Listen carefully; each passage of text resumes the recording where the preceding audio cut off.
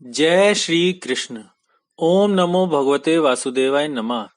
क्या आप जानते हैं कि पांडव दुर्वासा ऋषि के शाप से कैसे बच पाए? तो आइए आज हम उस विषय में चर्चा करते हैं। एक बार सूर्य देव ने द्रौपदी की सेवा से खुश होकर उन्हें एक अक्षय पात्र भेंट किया, जिसकी विशेषता यह थी कि द्रौपदी के भोजन करने से पहले कितने भी प्राणियों का भोजन खिलाया जा सकता था, परंतु द्रौपदी के भोजन करने के बाद इस पात्र का प्रयोग अगले दिन ही किया जा सकता था। दुर्योधन को यह बात मालूम थी। उसने सोचा कि दुर्वासा ऋषि बहुत क्रोधी हैं और यदि उन्होंने गुस्से में पांडवों को शाप दे दिया तो पांडवों को कोई नहीं बचा पाएगा। अतः उसने दुर्वासा ऋषि की सेवा करके उन्हें खुश कर लिया।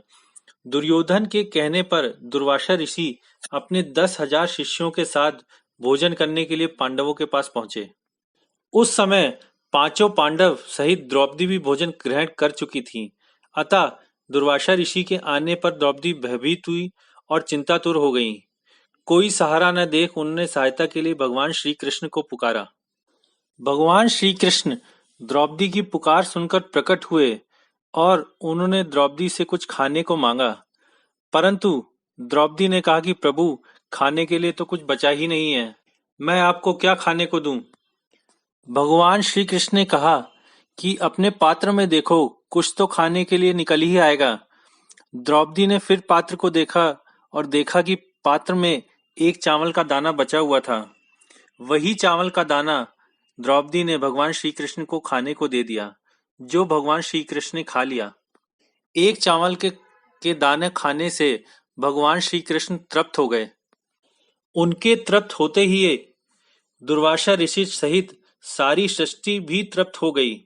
भूख तृप्त होने पर दुर्वासा ऋषि ने पांडवों को युद्ध में विजयी होने का आशीर्वाद दे दिया।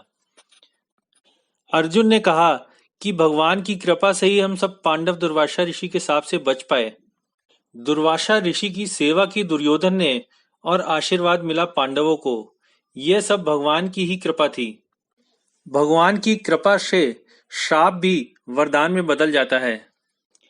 हमें भी भगवान की कृपा पे विश्वास करना चाहिए और यह विश्वास करना चाहिए कि भगवान जो कर रहे हैं अच्छे के लिए कर रहे हैं।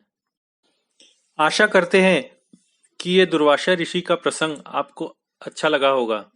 कृपया लाइक, शेयर और सब्सक्राइब करना ना भूलें। जय श्री कृष्ण।